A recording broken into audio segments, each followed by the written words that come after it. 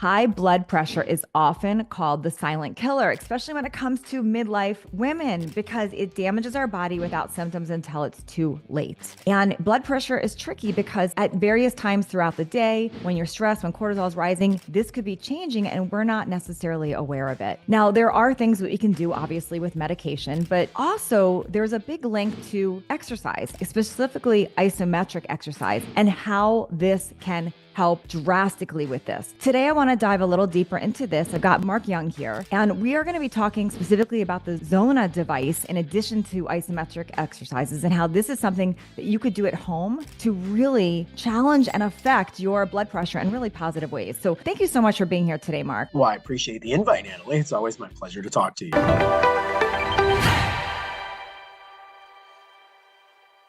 So I want to back up a minute. I know you're very involved, obviously, with Zona, and I have a lot of questions I'm going to ask you there about the device, which I've been using and my husband's been using at home. And it's very different than what I originally imagined it would be for. We're going to get into that. But let's just talk about blood pressure in general and health in midlife, because I know you've got a pretty strong background, like even coming from working with red light, you're kind of always on the cutting edge. But what are your thoughts in general about blood pressure and where isometric exercise fits into this? Yeah, the giant question, Natalie. Wow, we started with something that big. So yeah, I love that we're having the conversation about blood pressure because as you mentioned in your introduction, like this is a silent killer. This is for many people, it's something that's lingering beneath the surface, almost like that time bomb waiting for something to happen. And I think there's a lot of misconception around what it is. I think there's a lot of misconception about how it quote unquote suddenly happens, because nothing suddenly happens with the body. And when we're trying to have those conversations with people, usually what I refer to as the source and origin,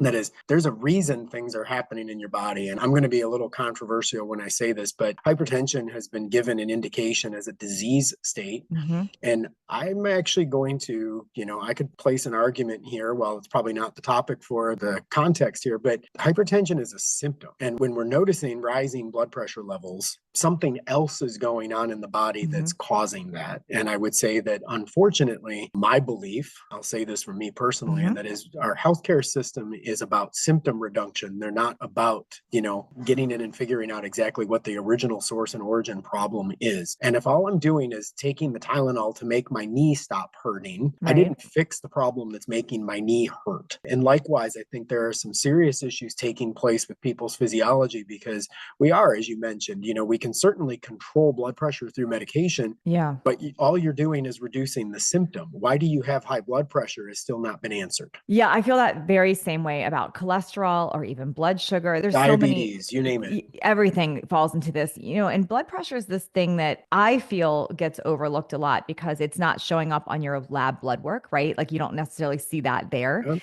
And it changes throughout the day, obviously. Like somebody could say, well, I always have low blood pressure, but what's happening when they're stressed or when something is changing there? We're not really looking at that. And this is a personal topic to me because my dad actually died at age 49 of heart disease, and he had very high blood pressure. And they had just put him on medication, which did not fix the problem. And he literally died of a heart attack. So this is obviously a very important topic. And I think many people are not thinking about this. Now, when people just go and take a medication to lower blood pressure, which lowers the number, and you're not looking at the root cause, what do you believe, you personally believe some of the root causes of this higher blood pressure is? Well, ultimately, by definition, blood pressure being high is because the heart is just working harder to push blood through what would be smaller openings, meaning the cardiovascular system. So when pressure, if we think of pressure, I always refer it to a garden hose, right? Like we were all kids and kinked the garden hose and, and watched the water start dripping out from in it. Then all of a sudden you unkink the hose and the water all spurts out and so on. But pressure is really the amount of force that's required to push blood from start to finish through the cardiovascular system. The higher the pressure, meaning that what's happening is that it's taking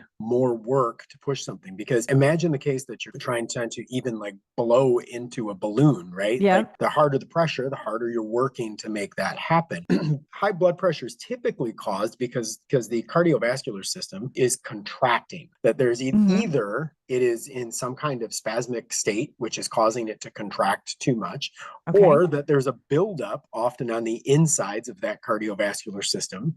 That's like the clogged arteries that people are hearing about. Clogged arteries, it's plaque buildup, it's any number of things that could be happening there. And it can also happen just based on arteriosclerosis, which we hear, which is actually the hardening of the blood vessel lining, specifically the endothelium, which we'll get into, I'm sure. But what happens is the blood vessels, they're not limber anymore. It's like having an old garden hose that's just not flexible anymore. I've never heard that analogy, and I actually love this garden hose analogy because that makes sense to me. And I'm sure everyone's picturing that. You picture a kinked garden hose, and if you can create, you either have to unkink it radically, like you pick it up and do that, or if you create even more pressure, it could forcibly make it come through, but not without more damage or more issues or other consequences. So I actually love that analogy. How does stress play in? I know this is a bigger question, but how does stress create that high blood pressure? So stress is an interesting one because when most people are referring to having hypertension or high blood pressure, you mentioned your father at age 49, which that hits home. I'm 49 right now, right? And literally I can't even imagine. It feels like my life is barely beginning, much less coming to a conclusion, right? But when we talk about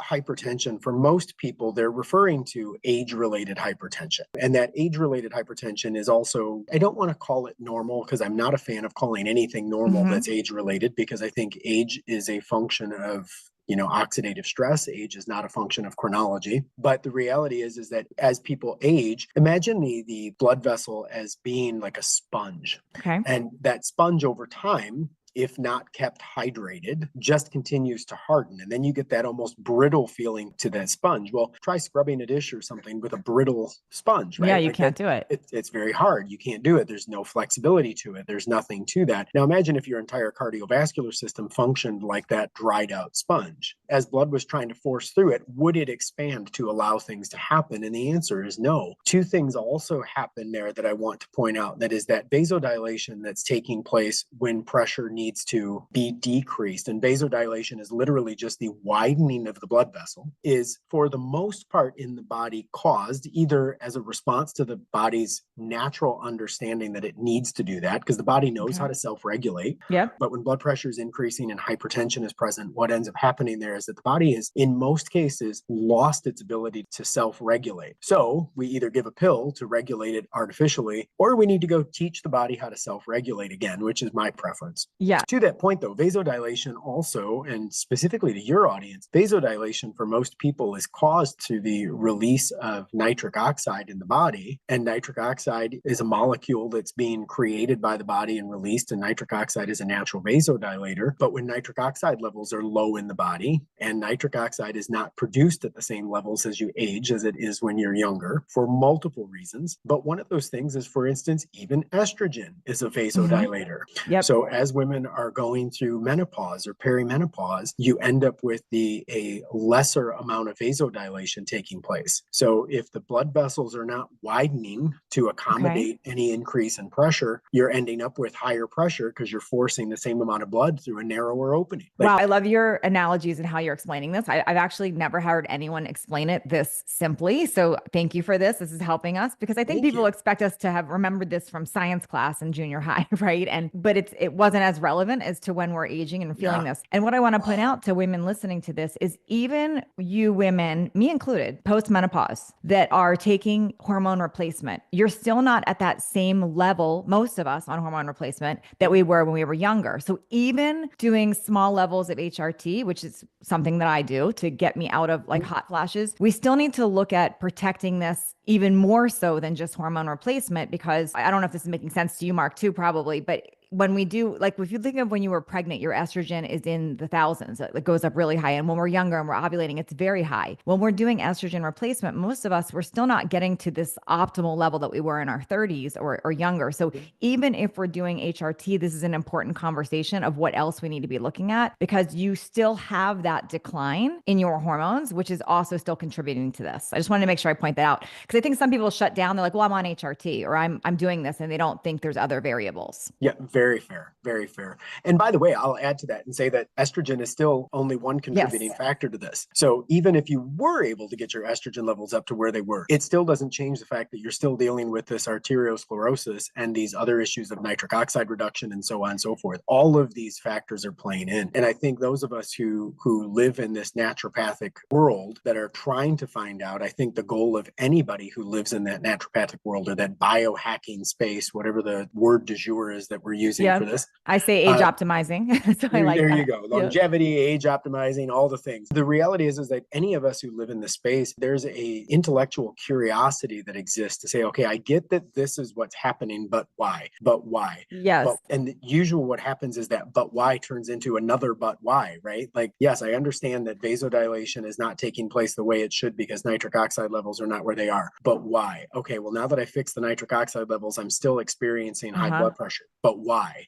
Yes, and I like that you brought that up too, because I think we also don't go deep enough sometimes. So what happens is we say, like, think of the amount of supplements. Every supplement on the market was because of like what you just basically said, like, oh, low on nitric oxide, so let's supplement there. Or it's whatever we're saying we're low on. We think, oh, just take that supplement. But what you just said is, but why are we low? Like, what is the root? And we get to the root, and that's the thing that we tend to overlook and skip many times. Well, it's something as silly as, I forget which social media influencer recently was just like, we've never been born with an Advil deficiency, right? Like, that's right.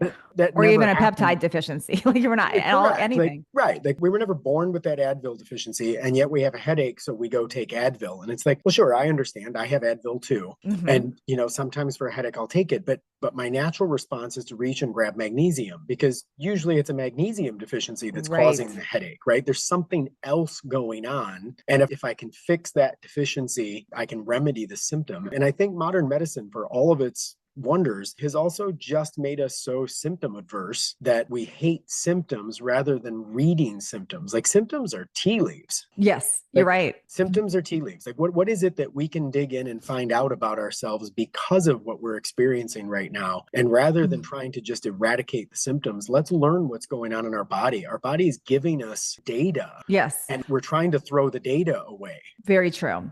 So what I want to pivot and talk to you about right now is, so there's a lot of different layers we could get into about what causes high blood pressure, how to reverse it, or how to change it, how to stay healthy. But I want to dive specifically into exercise and specific type of exercise, isometric, and then why Zona makes sense here. But I want to back up a little bit. When people think of cardiovascular health, they think of heart health, they automatically go to cardio. So I want to talk about that first, like your thoughts on where cardio fits into blood pressure and heart disease. And then I want to talk about different types of exercise, specifically isometric, and the studies around that. I love it. And yeah, I agree with you. Cardio tends to be where people go. And cardio is a great indicator of cardiovascular fitness, but it's not because of the excess that people are able to put into cardio. It's about the recovery time. Okay. So, and that's something that a lot of people, I think, don't necessarily understand. It's like, they all overlook it. My audience is all overlooking it. So let's talk about that for a minute. So what do you... Perfect. Well, I'll give you an example and tell you, like, the fittest person is not the one who's able to run the fastest to the corner. The fittest person is the one who's able to stop breathing hard afterwards. That you may outrun me to the corner, but if I'm back breathing normally before you, I'm in better shape. So it's recovery, you all, not how hard you've pushed yourself, how fast do you recover. And cardio is a great indication of how you can recover from cardio. Cardio, in my opinion, and I think there's a lot of people who would back me up on this, perhaps you included, is that cardio is fantastic, but people who go excess in their cardio, they're going to go run 12 miles. Running 12 miles is fantastic for you, but the reality is you're going to get a better workout by doing sprints. Yes. We also can cause oxidative stress more by doing too much cardio. Correct. So, which is the opposite of what we're trying to do. Exactly. So we're trying to stress the system out. And the only time that running 12 miles is beneficial is if your body actually requires 12 miles to get stressed out. Wow. Okay, my body stresses out a lot before 12 miles. Yes. So getting to 12 miles is not doing it for me, because, if I were to go and when I go running, I actually do the interval runs. Like, I'll run for 2 minutes and walk for a minute, and run for 2 minutes and walk for a minute. It's like I deliberately run intervals and sprints, because what ends up happening is I raise my heart rate, I lower my heart rate. I raise my heart rate, I lower my heart rate. And I begin to condition myself into a better recovery, or what we refer to as HRV even, right? And that HRV, that heart rate variability, the speed at which and the performance at which I can get my heart rate up and back down and up and back down and up and back down is a much better indicator of my physical fitness than my ability to run fast or long. So they've heard me, if they've been listening to if you've all been listening to my podcast, you've heard me talk about like we've talked about a Carol bike, bike and stuff like that, where it does that. Awesome. I'm a huge fan of that. I don't want to get too off track, but I want to make sure I ask this because you just brought it up about HRV. So HRV is an interesting thing. I want to ask you just a little bit more about that because it's also confusing because a lot of us wear tracking rings and things like that, and it may not be as accurate. Yeah. Like my tracking ring says that my HRV is terrible, even though other measures say it's not. So just anything you have on HRV, or if you can explain that, because people will get stuck on that one thing. And what's your ideal indicator of how you're recovering, or do you have any guidance on that? Sure. And what I'm going to tell you is two things. The one is the obvious basics of how fast can you just go back to breathing normal? Yep. Get yourself to the point that you feel exerted and then stop and get back to normal and start measuring how fast you get back to normal is what you're trying to do. When it relates to your Oura ring or whatever kind of tracking device you're using to measure HRV, my HRV is typically very low. Mine too. Which like I thought I was dying at some point because I was tripping me up. So that's why I wanted to bring mine this up. averages like a 12 to a 15 on a regular basis. Like it's okay, I feel better. low. Thank you. Okay. And I'll tell you, I actually have even talked to a specialist about it because I was like, am I dying? Yeah. Like, right? Like, what's going on? I do everything? Why is my HRV so low? And one of the biggest permission points that I was given by a specialist on the topic at one point is he's like, look, let me clear this up for you. And he goes, people's HRV is different. And he goes, and what your biometrics are reading, you shouldn't be worried about what the HRV is. Okay. You should be worried about how consistent it is. Okay. So if your ARV is a 15, but it's a 15 all the time, don't worry about it. You're fine. Yes. Okay, Mark, you just made us feel better because a lot of people have asked. Right. I mean, if your HRV is a 25 one minute and a 6 the next night, check on that. Like figure out what's going on. But again, we're talking about variability. The concern with an HRV score is when there is high variability in your HRV. Thank you for saying this. Thank you. Because nothing it was very liberating for me. Yes. Okay. Thank you. You just made a lot of people feel a lot better, which is important because if we're stressed, we have a heart problem too. So thank you for helping. So this is good. Fair. Okay. So first of all, what is isometric exercise? If you could, because some people don't know what that means. Yeah. And we're going to go down that avenue. So what is isometric exercise? What does that mean? Absolutely. Well, I'm actually going to start with a juxtaposition as to what isn't isometric exercise first. And most people are familiar with, we talked about cardio, but now we're going to talk about, for instance, weightlifting or body lifting. Most people are familiar with concentric movement, which is the up of a sit-up. Yep. And then they're familiar with eccentric movement, right? That's the lay down of a sit-up, right? I'm going up, I'm going down, I'm going up, I'm going down. And what we're doing is we're seeing a contraction of a muscle group and then an expansion of the muscle group. It's that sit-up, up and down. It's the preacher curl, right? When my arm is fully extended, that's eccentric. When I lift the weight up to my chest, that's a concentric movement. I'm constricting, I'm extending. Isometric is, I'm not going to say the opposite of those things because concentric and eccentric are kind of opposites of each other. Isometric stands in its own little bucket, and literally isometric being the Greek term for equal measurement. What we're actually having there is it's not about expanding a muscle. It's not about contracting a muscle.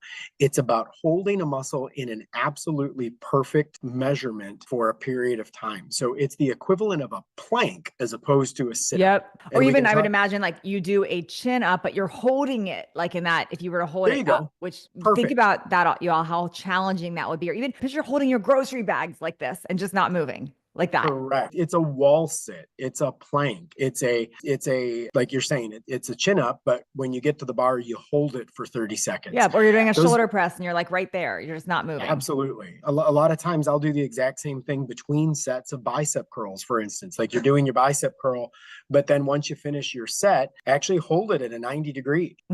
Like just hold the barbell at a 90 degree. You don't need to flex it. You don't need to do anything. That 90 degree hurts more than when you were actually doing a bicep curl. Yep, it does. And the truth of the matter is that isometrics is an incredible way for the body to learn to condition itself because the up, the down, the eccentric, the concentric, both of those movements are great. Obviously, you're going to build muscle from it, but you're building muscle from the recovery half of that. You're not building the muscle from the actual lifting of the weight, but the building back up, not the tearing down. But when you're doing isometric, something interesting is happening because your body is being forced to adapt to a stressful situation. Now, lifting things and putting things down is very normal, but holding something that's incredibly uncomfortable for a period of time is unnatural. And your body naturally moves itself to a position of comfort. So if I'm sitting in a chair too long, I fidget. If my leg is crossed, I switch leg. It's very holding a baby, or like you think about any holding your grocery bags, anything, we're kind of holding the shifting. grocery bags. You remember when we were kids and if we got in trouble, the teacher made us hold our fist on the blackboard and then hold our arm in the Well, air, I didn't right? have to do that. You had a mean teacher, but Oh, I remember that one. And it's like, you were like, whatever, I'll sit here like this. And then like you sit there for a little while, then all of a sudden you're like, oh my gosh, my arm's going to fall off. yeah. The reality is that type of movement, the body wants to condition itself into comfort. When you're holding something that's isometric, and I'm going to go into a little bit of brain physiology here, and that is when you're holding an isometric position and it's uncomfortable, what ends up happening during that moment of discomfort is your body goes into the sympathetic nervous system, because from in a parasympathetic state, which is the comfort state, that's the relax and digest kind of movement, right? Parasympathetic is where we're in our comfort. Sympathetic is that fight or flight. And what's going on is something is taking place and the body doesn't know what to do, because when you're in, let's say, a plank, 30 seconds into a plank, everybody's like, why do people complain about this? This isn't very hard, right? 60 seconds in your plank, you're just like, okay, it's got to be 2 minutes already. A minute and a half in, you're like, what form of, medieval torture is this? And at 2 minutes, you just collapse on the ground, right? Because a 2-minute plank is a long plank. Yes. And what's going on in the brain the entire time is that the brain is like, nobody is voluntarily doing this to me. There's no way that this is normal. Something must be happening, because your body is instinctually, that lizard brain is clicking in and saying something's going on here and I need to correct this. So what's going on is your body's just like, okay, this isn't normal. We're in trouble. Clearly we're in trouble. There's a point of discomfort taking place here and we need to correct this. Your body's first response is to flip into that sympathetic nervous system. And the first thing the sympathetic nervous system does is triggers nitric oxide production. Why? Well, because the sympathetic nervous system says we need to create nitric oxide, because nitric oxide will naturally widen the cardiovascular system, which will allow blood flow to move to all of the surrounding area. Once blood flow moves to those areas are more well equipped to deal with whatever danger is causing this discomfort, whether that's pumping blood to muscles, whether that is, dealing with nervous system issues, whatever. Nitric oxide floods, vasodilation takes place, blood moves more freely through the body. That's your body's first response to any kind of isometric exercise. Now, the interesting thing about isometrics, just to make a note to your audience of this, I watch people at my gym do planks on a regular basis, and some of them can be hardly called a plank, because just because your butt's in the air doesn't mean you're planking, right? Because I see people start as a plank, and then it kind of turns into a bit of a pike, and then it sort of turns into a bit of a sideways thing, and then it turns into my knees on the ground. Like, there's just because you, or we start adding variations. I'm guilty of this. Knee to elbow, like you're like dancing in your plank. You're turning it into like a little routine. It's really a nice ab workout, but it's not isometric unless it is literally equal measurement throughout. And at 2 minutes is the ideal time for that. But it needs to be exactly ideal. And the issue is we're really not getting any biofeedback on whether or not we're actually holding it correctly. Because if a trainer stood over you the entire time you were doing your plank and like hit you with a zapper every time you moved, that would be some biofeedback right? It makes sense. This might be off topic, but I know somebody else might be thinking this, since I am. When people do the blood flow restriction training, is that supposed to be mimicking what isometric? It actually is very similar. There is a similar result that happens with that, like Katso bands and stuff like that. Those types of things actually have a very similar response to them, because you are growing a muscle group through blood flow restriction. It is a different exercise, which we'll get into in a second, because Katsu bands will actually cause blood flow restriction. And it actually causes the muscle to work harder at what it's doing and so on. But we'll get into the distinction of that in a little bit. Because that sounds like it's more just for difference. And that's more, I would imagine, just for when you're looking at building muscle. That might be more that, where what we're talking about is different. Okay, so isometric, there are a lot of studies about this helping not just with strength, but with lowering overall blood pressure because of what you're explaining. This makes sense to me. But did I say that right? I'm going to connect a few more dots here for you. And that is, so what happens when you're in an isometric hold, if you will, and this happens over time. This is not a one-time thing. Okay. So the nitric oxide release, the vasodilation and so on, that absolutely happens every single time you do this. So if you did a plank 3 times a day, you're going to get that reaction 3 times a day, right? You're going to flood your system with some nitric oxide. The benefit of doing that type of isometric, though, is that you're going into that sympathetic nervous system and then immediately going back into a parasympathetic parasympathetic, because once the discomfort ends, so does the response to it. Yes. So you're going sympathetic, parasympathetic, then back to sympathetic, just like the then to sprint would do. parasympathetic. Just like your sprint. Just like a sprint would do. Exactly. Like you're stressing out and then going back to normal. So that recovery is great. The difference is with that sprint and with that recovery there, we talked about HRV and how we're letting the cardiovascular system go back to normal. This is actually a nervous system issue more than a cardiovascular issue. And that is, it's more of vagal conditioning than it is actually dealing with the cardiovascular system or the heart specifically. Okay. This is wild. And I'm sorry. I'm probably like, you're seeing my ADHD come to life right now. It's good. This is what's interesting. And because I love your device, but it's taking me a little while to get used to it. And I'll tell you why. I'm ADHD. So my mind is constantly, it's like serotonin, dopamine, cortisol. It's like in this weird thing. So you just brought up this vagal conditioning. And this is interesting. I think people that are used to living in parasympathetic, this is even more important because it's very challenging for us to hold still and just be in that stillness of not moving. Are you following what I'm saying here? Where somebody like my husband could just go hold something and be in complete calmness, getting himself there. Somebody that's fidgety or constantly needs to work on this and is in a stress state. This is even more important to be working on isometric and being able to get your body to do this and to get biofeedback that you're doing it correctly. So it's what we refer to as an active meditation. That is, there are people, like you're saying, someone who has an ADHD, who's just a high level active person anyways, who is to the idea of just sitting and doing your mantra for 2 minutes is enough to just raise your blood pressure at the thought of it. Yes. And for those people, it becomes an active meditation. And you'll find that a lot of people, start playing games on their phone or they'll do other sorts of things. And that is their way of calming down. And the calm down is because their brain needs something that requires some kind of focus. And the higher level of focus that's required, it actually takes all of that disparate attention and focuses it in one area. So it's what we refer to as an active meditation. And it's not the clear your mind. It's almost like a take your mind and take all of that energy in one place instead. And what we find is that people who are that, ADHD personality type, they do actually use Zona, and it really becomes an active meditation for them, because as much as I can do my Zona nowadays and sit and check my email at the same time because I've just been doing it so long, the reality is that for a lot of people, like it's the only time a day, it's that 10 minutes a day where they actually can't do anything else.